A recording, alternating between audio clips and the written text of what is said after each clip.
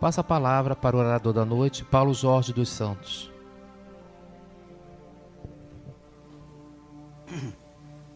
Boa noite a todos. Certamente os amigos estão me estranhando a minha presença aqui. Menos, logicamente, uma das amigas, porque quando eu estava escalado como suplente, o palestrante de hoje era Jorge Damas, e certamente por algum motivo grave não pôde comparecer. Então ela, ao saber que eu estava escalado como substituto, falou: eu estou com uma intuição de que você vai fazer a palestra. Eu falei: que é isso? Só palestrantes, né, importantes que não costumam faltar. Realmente, se faltou, deve ser por um motivo muito justificável. Mas ela disse que estava com a intuição. Portanto, eu gostaria de prevenir essa minha amiga. Se ela porventura sonhar que eu estou desencarnando, não fale comigo não, ainda não estou preparado. Né? Viu, Ana Lúcia?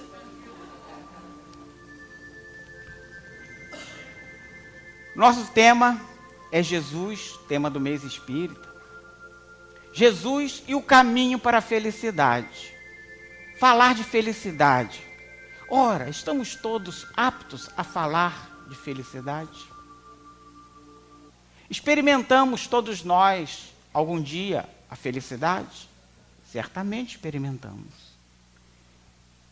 Só que às vezes, nós não nos apercebemos de que experimentamos a felicidade.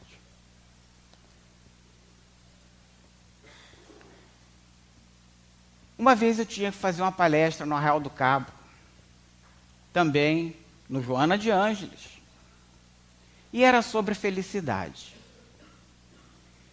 Naquele dia, atendendo ao convite do meu querido companheiro Josias, preparei o tema.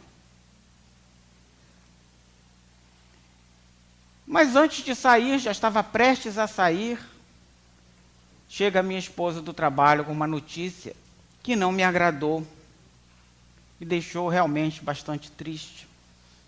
Contava ela que encontrou no local onde ela trabalhava, com um dos meus amigos da juventude, já bem distante. Mas esse amigo muito alegre era naquele tempo, gostava de jogar futebol, e como ele era muito rápido, um atleta, o apelido dele era Ligeirinho. Mas naquela situação, naquele reencontro com ela, encontrava-se esse meu amigo numa cadeira de rodas, muito triste, sem vontade de viver, achando-se a mais infeliz das criaturas pelo fato de estar numa cadeira de rodas. Ao saber da notícia, também fiquei muito triste. Sabia da necessidade, da alegria de viver daquele companheiro. E agora, naquele estado, como poderia eu sair da minha casa para falar sobre felicidade para uns companheiros espíritos, estando eu me sentindo profundamente infeliz? Mas compromisso é compromisso. E nos pusemos a caminho, sentando, ouvindo as explanações iniciais, e lá tem por hábito, tinha na época, não sei agora, mas tinha por hábito anunciar, fazer os avisos dos trabalhos no início da palestra. E ali estava ele anunciando que aqueles companheiros daquela casa encontravam-se muito alegres naquele momento, porque puderam colaborar com outro companheiro que estava internado. Reuniram, fizeram lá, né, conseguiram o dinheiro, a famosa vaquinha brasileira, né?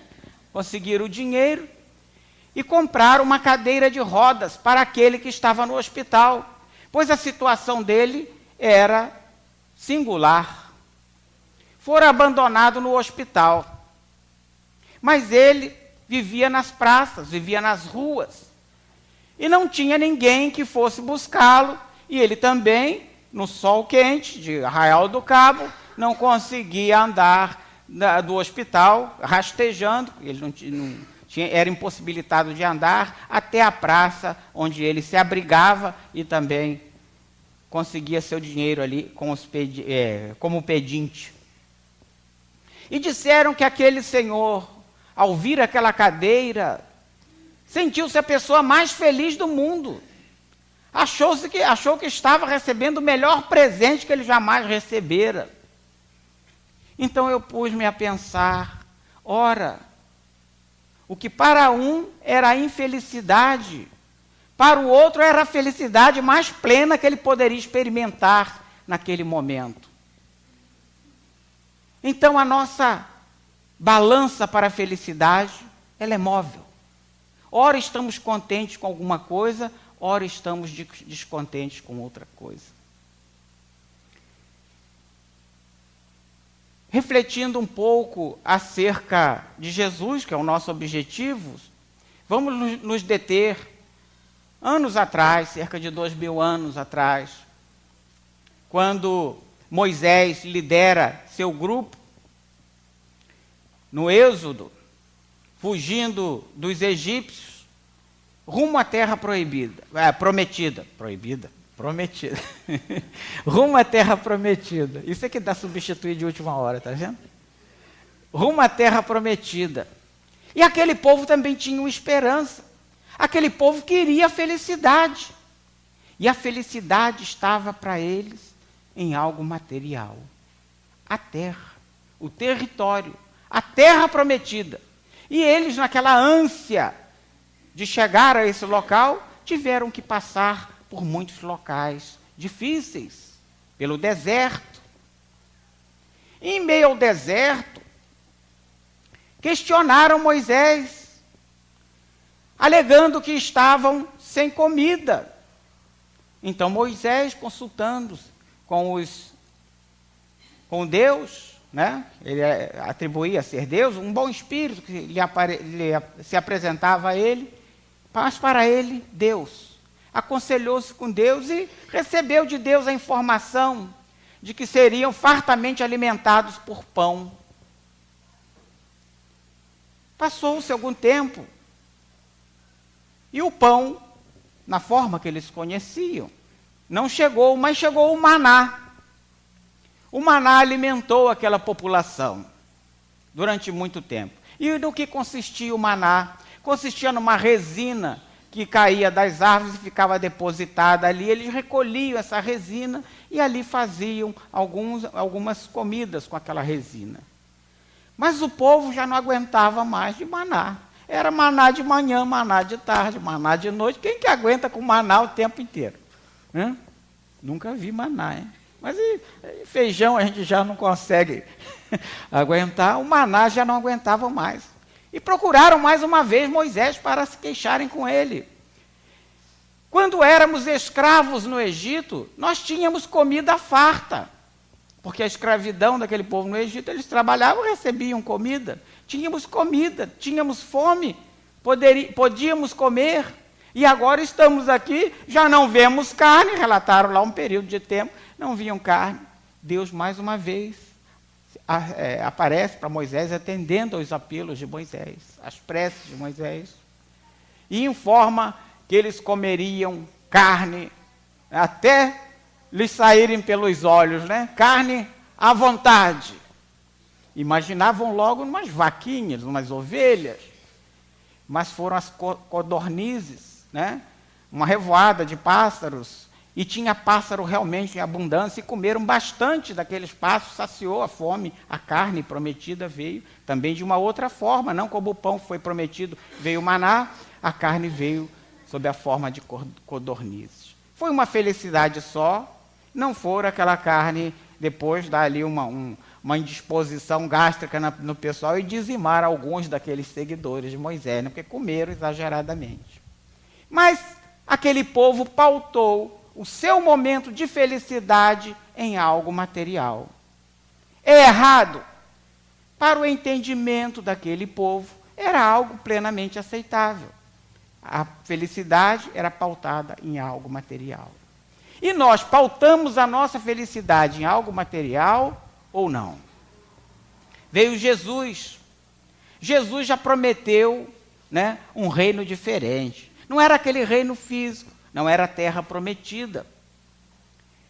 E disse, inclusive, que o reino não era desse mundo. Ninguém entendeu muito bem. Mas era uma promessa de alguma conquista espiritual, que aquele povo ainda humilde não tinha condição de entender.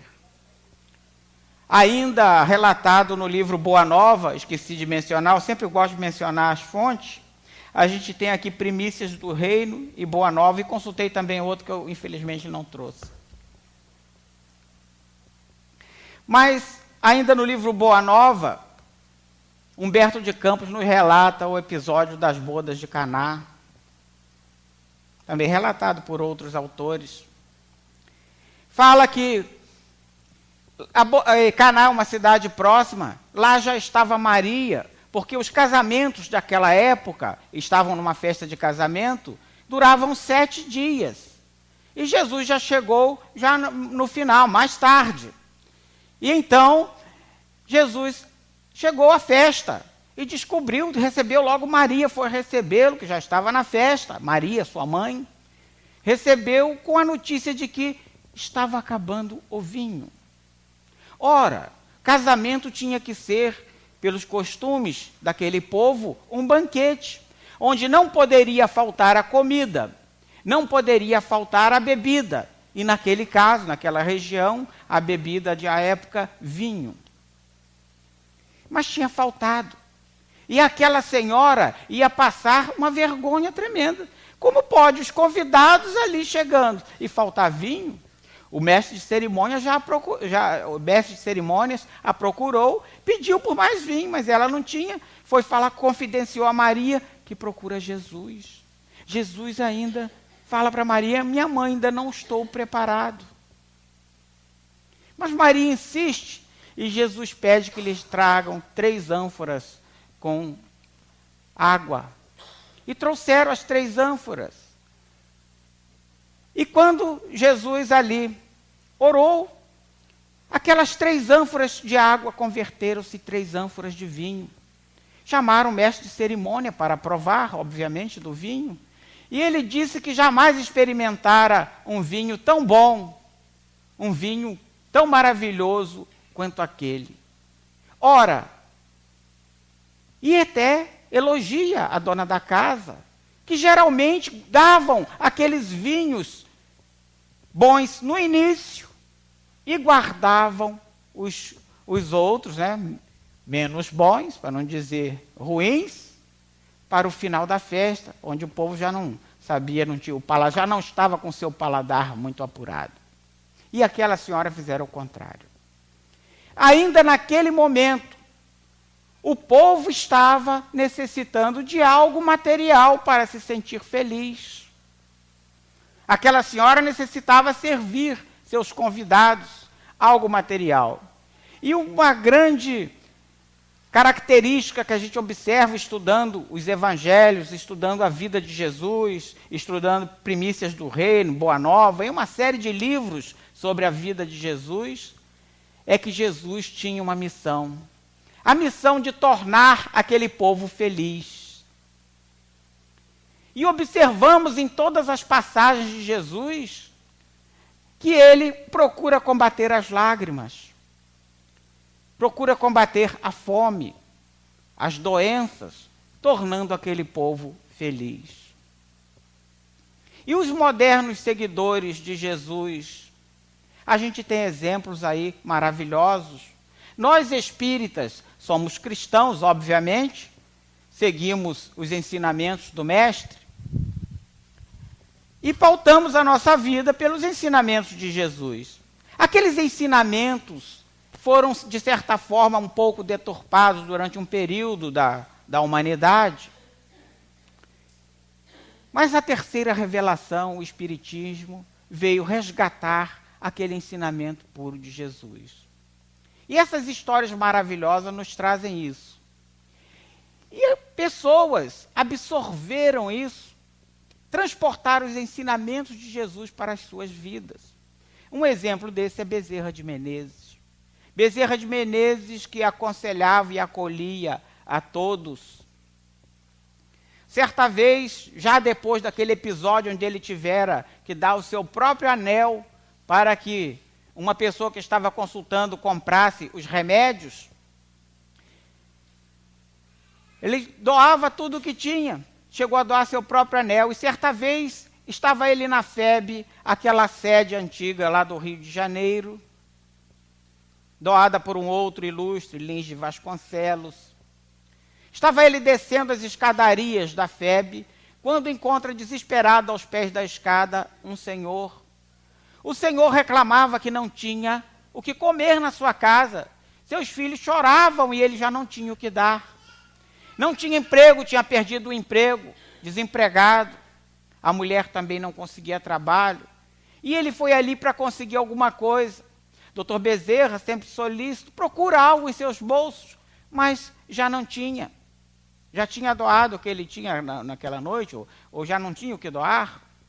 E chama aquele senhor, meu amigo, a única coisa que eu tenho para lhe dar é o meu abraço. E abraça aquele senhor. E ele diz, vá, meu irmão, o socorro será providenciado. Viria. E de fato, depois ele recebe a visita daquele senhor, e aquele senhor diz que naquela noite, após aquele abraço, fez uma prece com a família, e no dia acordou mais calmo, e mal ele saiu para procurar trabalho, já encontrou. Dr. Bezerra prometera a ele que o socorro viria. O pedido viria. Mas por que às vezes nós não somos atendidos pelos nossos pedidos? Nós não pedimos direito?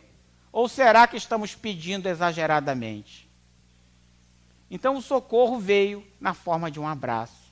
E quantas vezes nós não temos nada de material para doar? E muitas vezes nos recusamos a doar até mesmo um simples abraço. Todos nós temos muitos amigos. Por onde vamos, fazemos amigos nas casas espíritas, nos trabalhos, assistindo um espetáculo de teatro. Basta estarmos dispostos a conversar, fazemos amigos. Mas há amigos que, por hora, às vezes são um pouco chatos. E às vezes lá vem um amigo na sua direção e você não quer encontrar com aquele seu amigo naquele momento, não quer dar o abraço que ele tanto precisa naquele momento, porque você sabe que fulano está num dos seus maus dias, está um chato. Então você pega seu telefone, né? Coloca no seu ouvido e começa a falar com as paredes, né? Mediunidade pura, o telefone nem tinha tocado ainda, para evitar dar aquele abraço. Às vezes sob a alegação de que quando abraçamos uma pessoa assim extremamente necessitada, de nós parte alguma coisa, de nós sai alguma coisa. E nós nos sentimos às vezes um pouco enfraquecidos. Mas logo à frente temos essa nossa energia reposta. Então, não podemos negar uma troca, um abraço. Será que Jesus negou as trocas? Ora, Jesus já estava a caminho da casa de Jairo. Nesse caminho, ele é abordado. Uma senhora tenta abordá-lo. Essa senhora sofria de um mal muito grande, um sangramento, relatada vulgarmente como a hemorroíça, conta essa história, mas quando na realidade não era um sangramento por uma hemorroida, possivelmente de origem ginecológica. E as mulheres que sangravam, para os judeus da época, eram impuras. Um homem não podia tocar nem se dirigir a uma mulher que sangrava. A mulher teria que ficar reclusa em sua casa, não poderia sair. Mas aquela tinha uma vontade tão grande de se curar, já tinha ido a todos os médicos que podia, pois ela gastou ali todos os seus recursos, mas soube da passagem do Nazareno por aquela região e resolveu procurar Jesus, na esperança de que Jesus a reconfortasse, a curasse daquele mal. Então ela tenta chegar, mas não consegue. Mal consegue, ansiosa por atirar-se aos pés daquele homem, mas ela consegue simplesmente tocar as vestes de Jesus.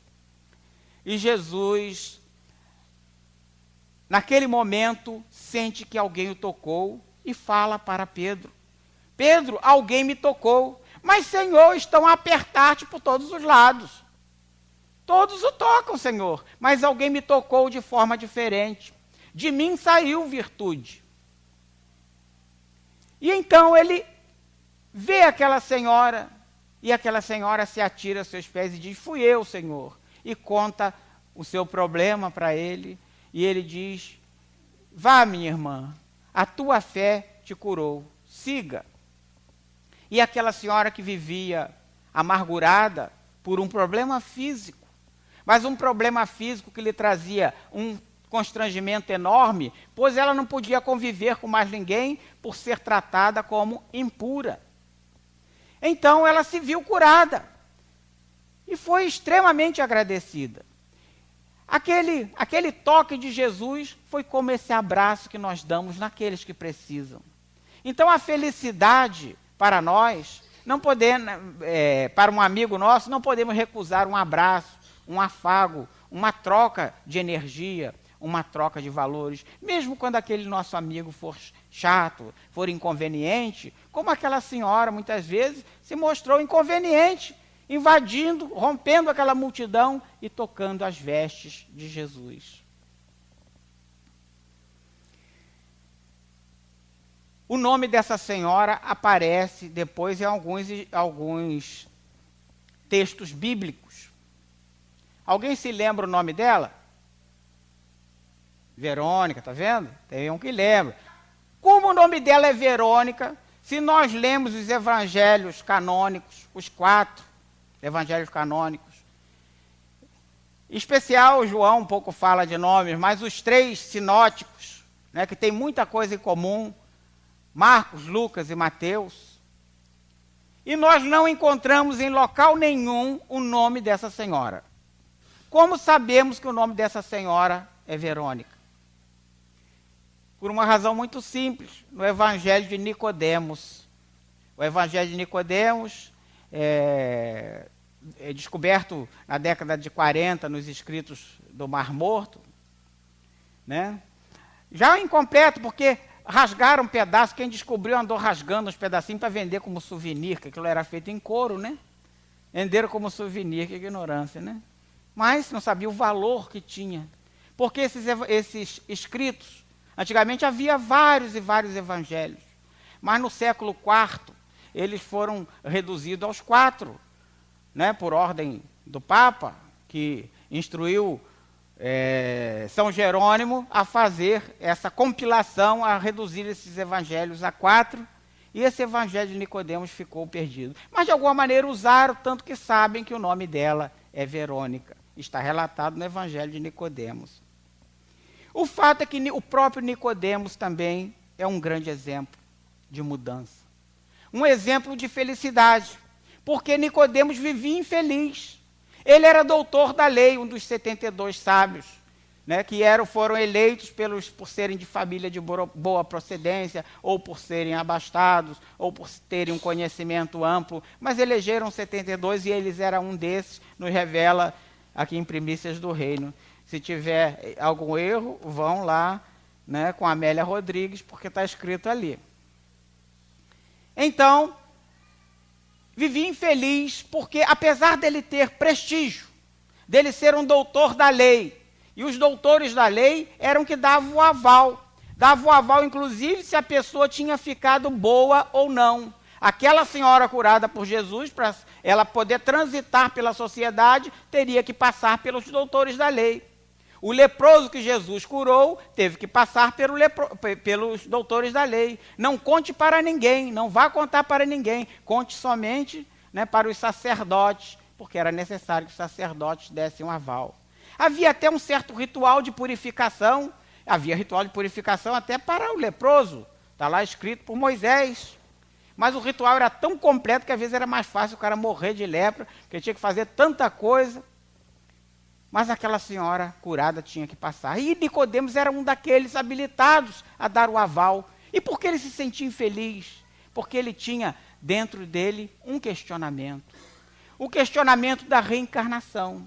Sabia ele, os judeus já tinham conhecimento da reencarnação, mas determinadas correntes judaicas negavam. E ele queria saber mais. Reconhecia em Jesus o Mestre. Reconhecia em Jesus possivelmente o Messias da salvação, o Messias anunciado nas antigas Escrituras. Mas queria tirar a limpo. E então, como não podia ele, um doutor da lei, encontrar-se em plena luz do dia, combina na casa de um amigo comum, uma visita, e à noite encontra-se com Jesus e pergunta como poderia nascer de novo, como poderia ver a Deus. E Jesus fala que ninguém conseguiria ver a Deus. Ver a Deus representava a felicidade suprema. Ninguém conseguiria atingir essa felicidade suprema se não nascesse de novo. Mas nascer de novo para ele era complicado. Ele queria instigar mais. Mas como vou nascer de novo? Entrarei de novo no ventre da minha mãe? E Jesus esclarece a ele que não entraria de novo no ventre da mãe, não era assim. E como ele se recusava a receber os ensinamentos dele, que vira e que recebera do Pai, ensinamentos do Espírito, se ele desconhecia e negava os próprios ensinamentos da carne. Que o que nasce do Espírito é Espírito e o que nasce da carne é carne. Disse que o Espírito ainda soprava, era como o vento que soprava onde queria, que as coisas do Espírito nós não estávamos apropriados ainda para saber, pois nós éramos origem da água e do Espírito. A água representava para aquele povo um dos elementos básicos, né? Então, Jesus tinha que trabalhar com aqueles elementos. O fato é que Nicodemos saiu dali esclarecido, retornou ao seu trabalho, mas depois, descontente, passa a seguir Jesus, vendo em Jesus realmente uma felicidade mais plena do que aquela felicidade apenas pautada nas conquistas materiais. Muitos falaram sobre Jesus, muitos falaram sobre a felicidade que Jesus implantaria na terra. Isso causou estranheza a muitos. Mas foi fácil a missão de Jesus?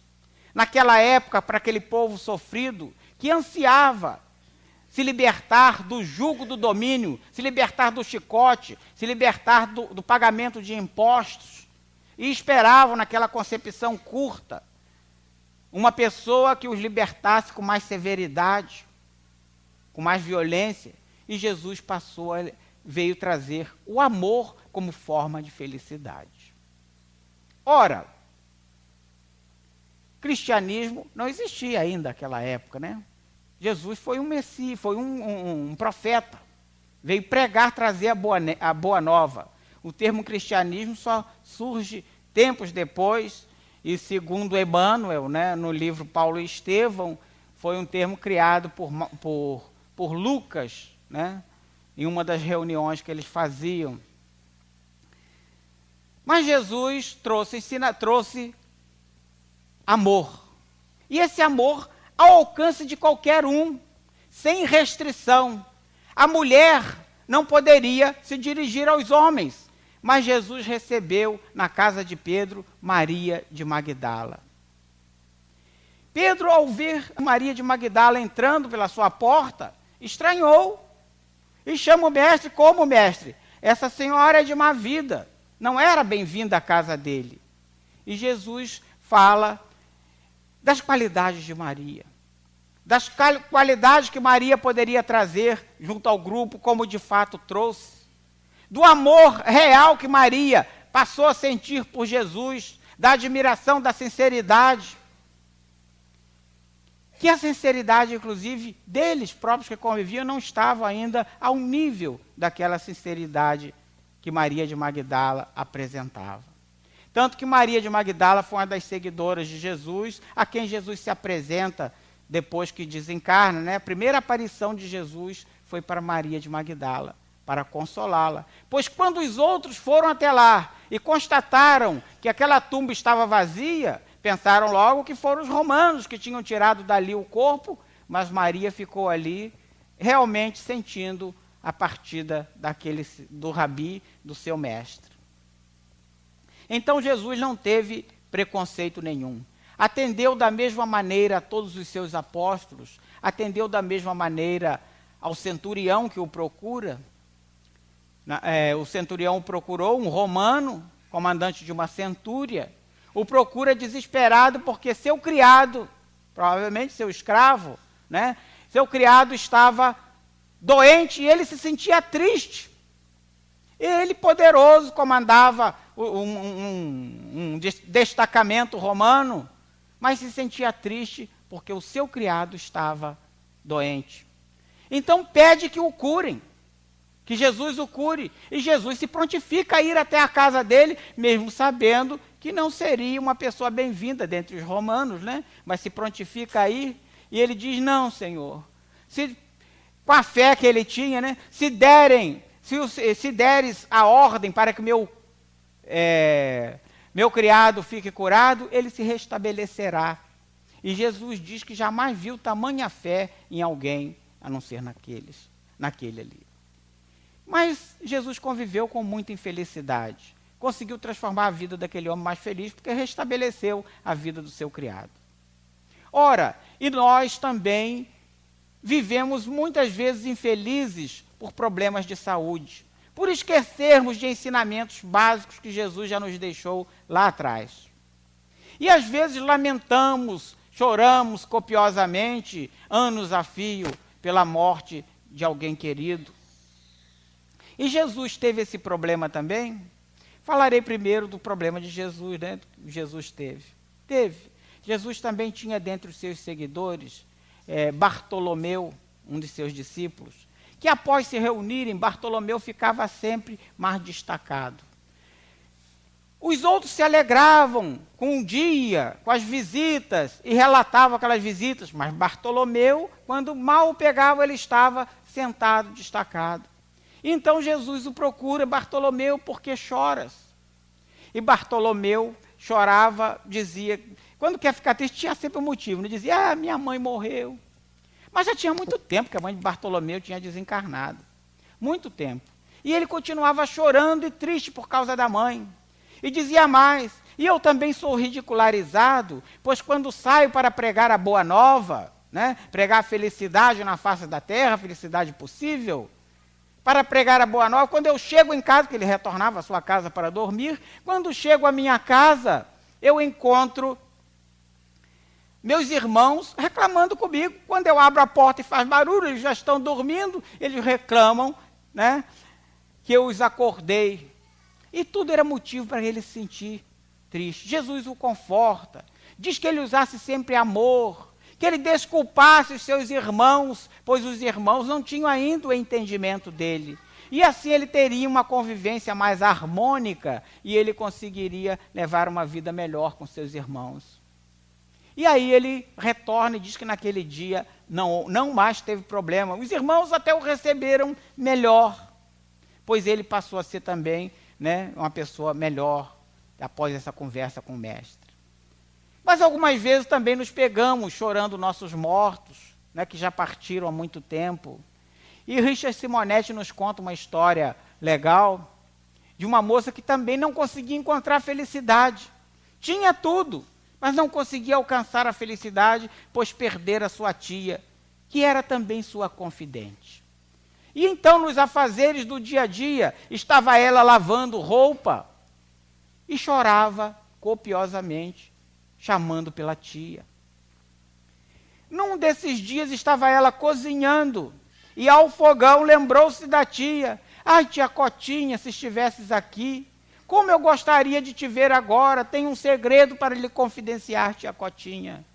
E a tia Cotinha nada, e ela chorando, daqui a pouco ouve aquela voz lá de trás: me chamou, minha filha? Olha para trás, lá no sofá estava a tia Cotinha sentada. E ela fecha os olhos, olha novamente fecha os olhos, ora, na esperança de que aquela imagem se dissipasse, e aquele som vem para mais perto, praticamente no seu ouvido. Mas você não me chamou, minha filha? Ela olha, vê novamente a tia Cotinha. Chamei tia Cotinha, mas não era assim não, era em sonho, tia Cotinha. Era para me aparecer em sonho. E às vezes nós nos pegamos anos a fio chorando pelos nossos mortos, né?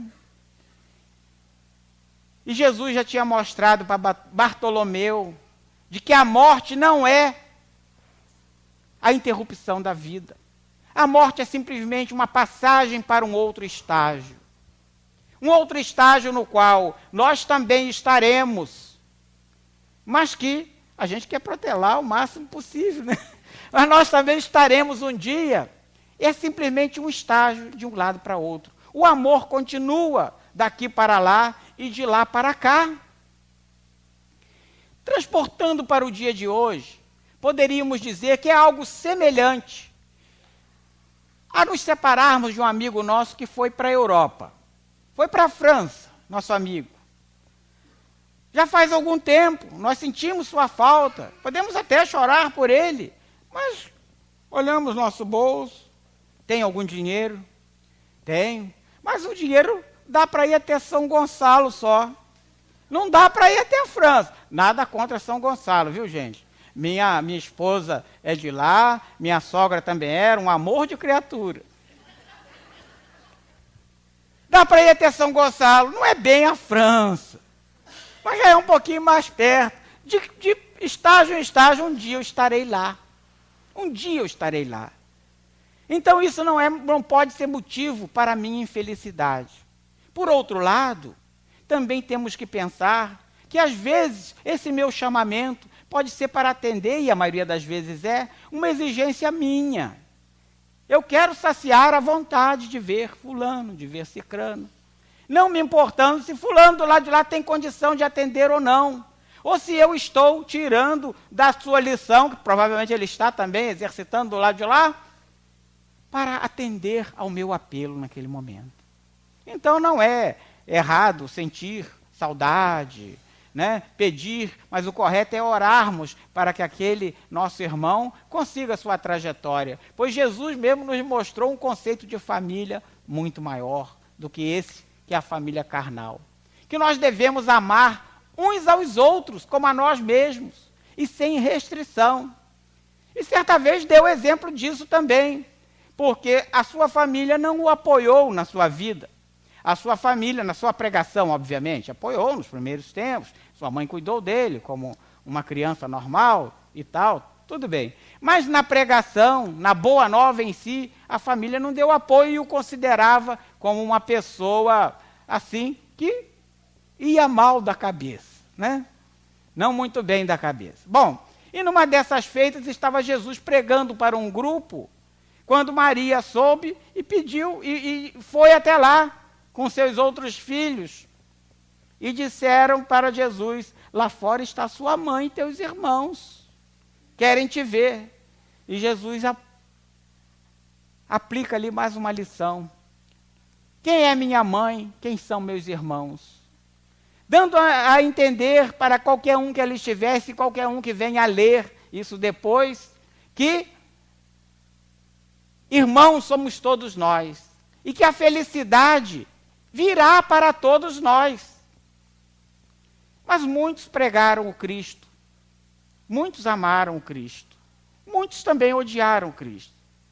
Mas Jesus, sem sombra de dúvida alguma, foi a personalidade da história da humanidade mais importante, porque dividiu a humanidade em dois tempos: os tempos antes de Jesus, e os tempos posteriores a Jesus. Antes de Cristo e depois de Cristo. Se pegarmos algumas outras culturas, tipo hindu, Gandhi, por exemplo, certa vez, questionado sobre Jesus, sobre o cristianismo, disse que se todo o cristianismo se perdesse, mas que sobrasse as bem-aventuranças, estaria tudo salvo, porque nas bem-aventuranças estariam encerrados todos os ensinamentos do cristianismo. Então Gandhi, embora não fosse cristão, era uma pessoa de paz, queria também a felicidade para o seu povo e a conquistou pela paz, também como Jesus, né, o fez, embora não fosse ele cristão. Outros cristãos até hoje ainda brigam por características de Jesus que uns julgam ter, outros julgam não ter. E vamos, por exemplo, dentro dos primórdios do Espiritismo, o rustenismo mesmo prega que Jesus não encarnou na Terra, Jesus simplesmente foi materializado aqui, que Jesus não teve um corpo carnal, teve um corpo fluídico, materializado, que Jesus não nasceu como nós, simples e ignorantes e infelizes, experimentando simplesmente flashes de felicidade, que Jesus era uma pessoa de uma felicidade plena e que sempre assim fora. A evolução horizontal de Jesus. O que absolutamente não é espiritismo, né? Não é espiritismo. Basta que leamos Herculano Pires e certamente nos embasaremos muito bem acerca disso. Mas ainda assim reconhecem o valor de Jesus. Reconhecem o valor que Jesus teve para a humanidade, o próprio rustenismo. Se pegarmos ainda outras culturas, veremos que Jesus também é citado em outras culturas. É citado pelo Ramatiz, por exemplo, só que com uma discordância muito grande, que acha que Jesus, sim, teve encarnações na Terra, mas uma só não foi, teve 2, 3 reencarnações na Terra. Ou seja, tem divergências acerca de como foi o modus operandi que Jesus praticou aqui. Mas, sem dúvida, reconhecem que houve uma pessoa que mudou, que dividiu, mudou o conceito de felicidade, tirando aquele conceito da felicidade de uma coisa material, meramente material, e colocando a felicidade como ela deve ser para nós, e nós futuramente teremos condição de entender uma conquista espiritual. E disse que o reino de Deus não era aquele reino prometido lá. Aquele reino atendia numa determinada circunstância, mas que o reino de Deus era em outra instância, em outro mundo. E que todos nós, mesmo começando simples e ignorantes, teríamos condição de chegar ao reino de Deus. E nos coloca suas bem-aventuranças com o número 1, bem-aventurados os pobres de espírito, porque deles é o reino dos céus.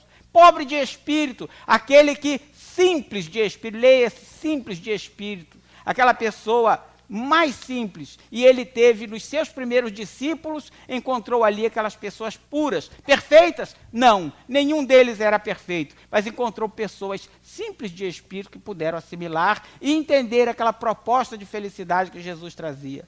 Bem-aventurados os que choram, porque eles serão consolados, nos dizendo que toda dor teria um consolo, todo problema pelo qual passássemos, sairíamos do lado de lá mais fortalecidos.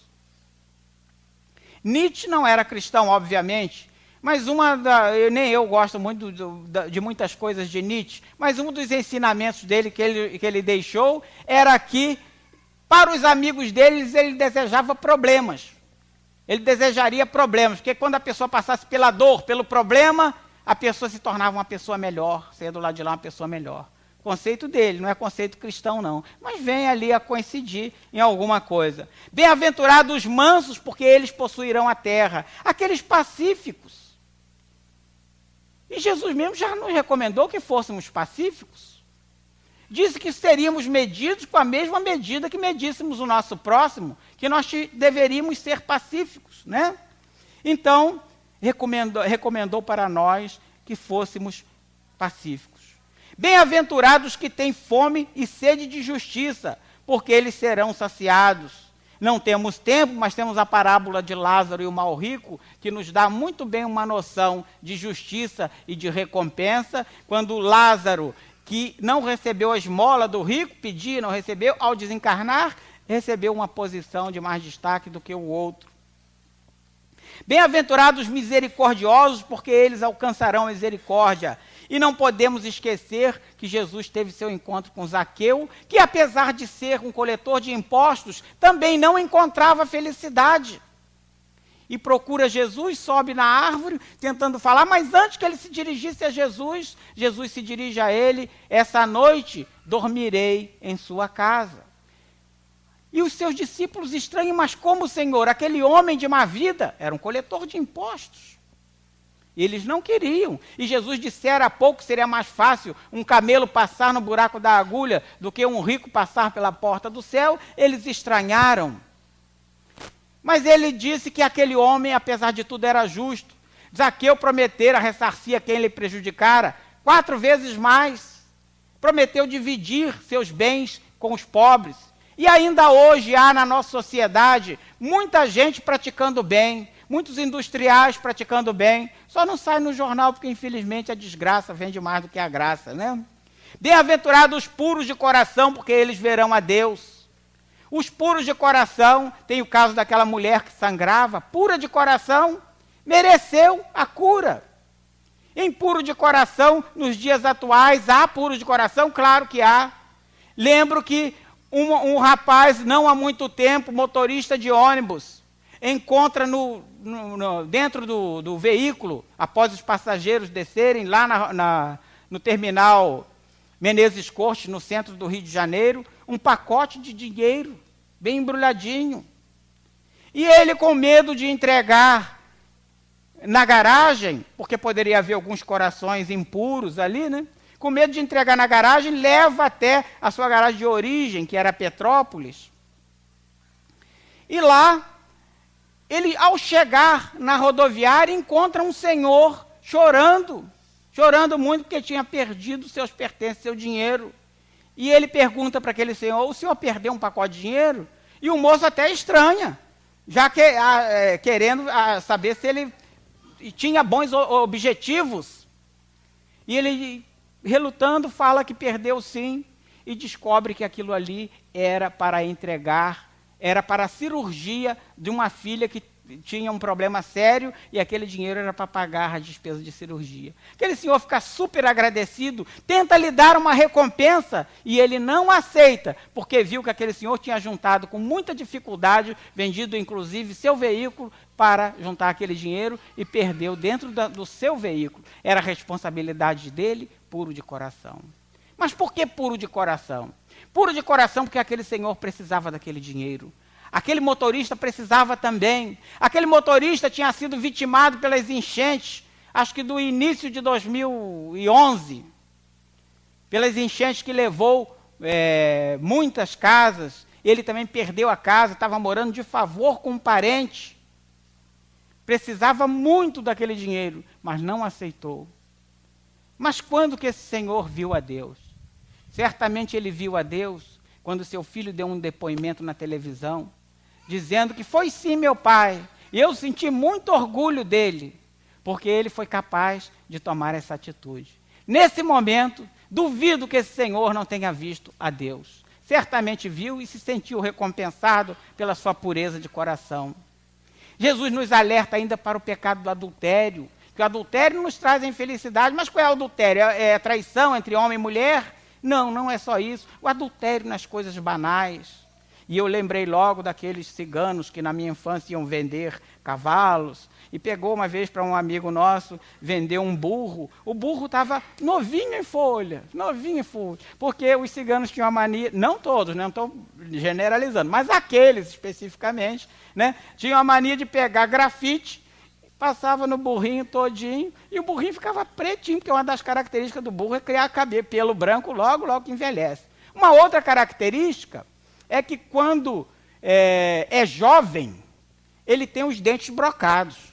Então, o que eles faziam? Iam lá com a broca e furavam o dente do animal. Ele já era velho, estava com os dentes inteiros, mas eles furavam para dizer que era jovem. E esse amigo caiu ali em tentação, comprou um burrinho novinho em folha. Mas chegou em casa na primeira chuva, o burro já estava branquinho. Adulteração do burro. Coitado, não pôde nem usufruir do animal, porque quando ele saía, as pessoas de chacota ficavam falando: lá vai um burro montado no outro. Não pôde nem usar, né? Então, os puros de coração verão, os que não cometerem adultério. Bem-aventurados os pacíficos, porque serão chamados filhos de Deus. E lembramos de Jesus, de Gandhi, de Chico Xavier, que a todos atendia, que a todos amava, incapaz de destratar até seus inimigos. Pessoas pacíficas. esses herdarão o céu.